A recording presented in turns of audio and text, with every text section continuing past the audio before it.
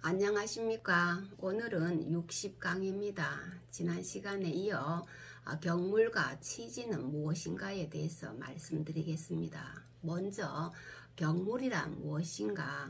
주인은 대학장구에서 경물에 대해서 다음과 같이 정의하고 있습니다. 격은 이른다는 것이고 물은 사물과 같다.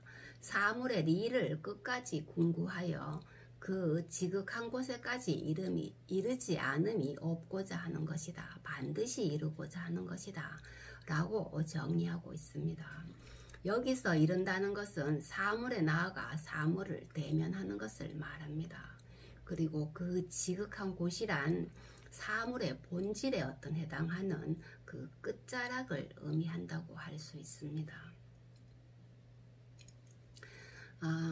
경물이란 사물에 나아가서 그 리를 궁구하는 것이니 궁리의 뜻입니다. 때문에 경물은 사물에 대한 관찰, 연구, 분석, 비교, 실험 등의 의미를 갖습니다. 사물에 대하여 자세히 탐구하지 않으면 사물의 성질을 알 수 없으며 또한 그로 인한 지식을 얻을 수도 없다는 것입니다. 동시에 주인은 사물의 리를 궁구하더라도 그 지극한 데까지 이르러야 한다고 말합니다. 지극한 데까지 이르지 못하면 사물의 리를 다 궁구하였다고 말할 수 없다는 것입니다. 그래서 주인은 사물의 리를 끝까지 궁구해야 한다. 만약에 2, 3분만 궁구한다면 이것은 경물이 아니다. 반드시 10분까지 궁구해야 비로소 경물이다 라고 말합니다. 여기서 10분까지 궁구해야 한다는 것은 그 사물에 대해서 완전히 깨뚫는 상태라는 거죠. 그 사물의 본질을 완전히 깨뚫어야 한다는 것을 의미합니다. 그러므로 혹자는 사물에 나아가서 리를 궁구하는 것을 경물이라고 말하고 혹자는 사물의 리를 끝까지 궁구하는 것을 경물이라고 말합니다. 그렇지만 경물이란 이 두 가지 내용을 모두 포함합니다. 이처럼 경물이 사물의 리를 궁구하는 뜻이라면 왜 궁리라고 하지 않고 경물이라고 하였을까요?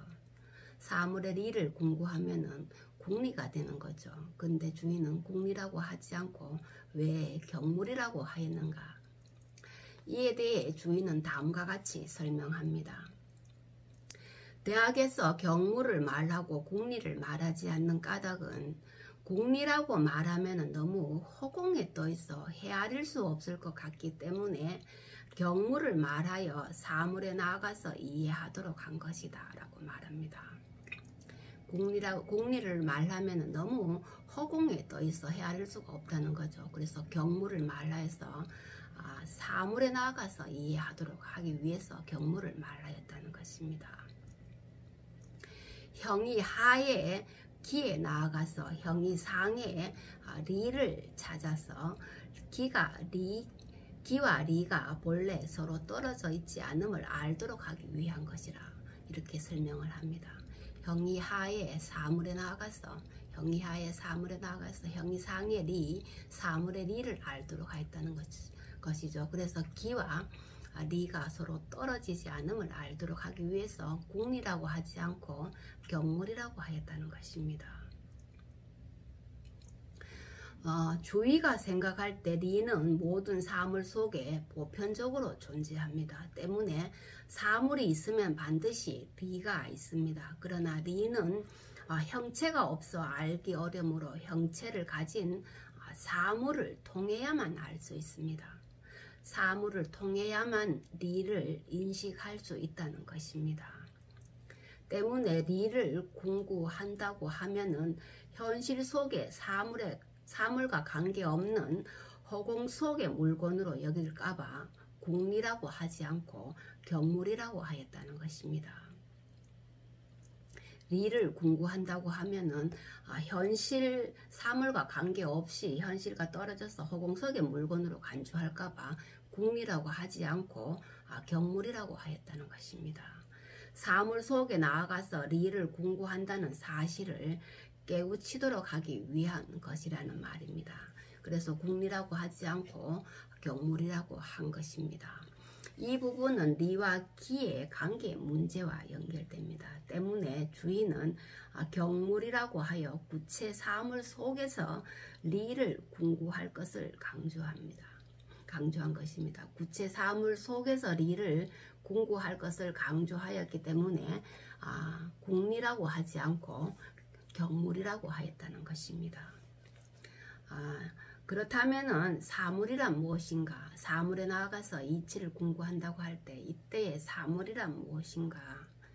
여기에서 사물에 대한 정리가 필요합니다. 사물은 천지 만물을 포함하여 지금 우리가 대면하여 접촉하는 모든 대상 세계를 의미합니다. 삼라만상의 모든 대상이 바로 사물이 됩니다. 사람 역시 사물의 개념에 포함되며 사람의 행동뿐만 아니라 마음의 생각까지도 사물에 포함됩니다. 그러므로 사물의 성질은 매우 복잡하며 그 종류도 매우 다양합니다. 또한 주인은 사물을 일로서 해석을 합니다. 물은 사야라고 해서 이 세상의 모든 일을 사물로 해석을 합니다. 여기서 일이란 인간 세계에서 일어나는 인간과 관계되는 모든 현상을 의미합니다.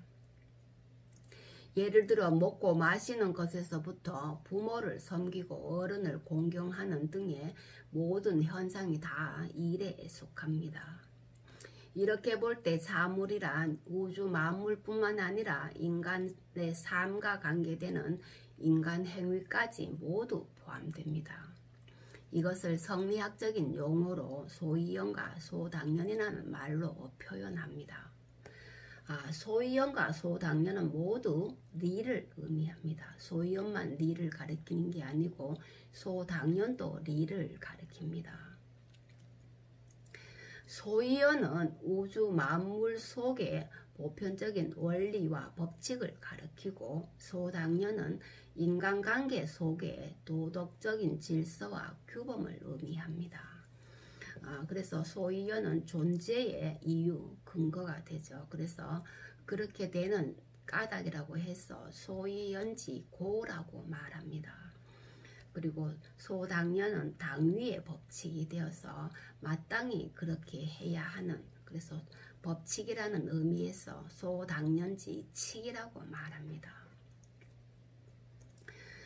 때문에 주인은 소이연을 알면은 뜻이 혼란스럽지 않고 소당연을 알면은 행동에 잘못됨이 없다라고 말합니다. 따라서 사물의 존재 근거인 소이연과 당위 근거인 소당연의 두 영역을 모두 탐구해 나가는 것이 바로 경물이라고 할 수 있습니다. 경물은 사물의 리를 궁구하는 것인데 이때의 리는 소이연과 소당연의 두 영역을 모두 포함한다는 것입니다.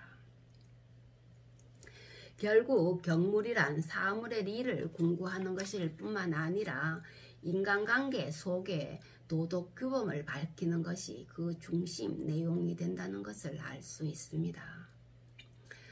여기에서 서양 철학의 어떤 인식론과 구분되는 주의 인식론의 특징을 엿볼 수 있습니다.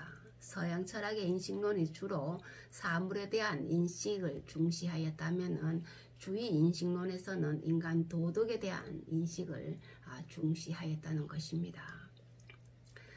그렇다면 치지란 무엇인가? 치지의 내용은 다음 시간에 하겠습니다. 오늘은 여기까지 하겠습니다. 감사합니다.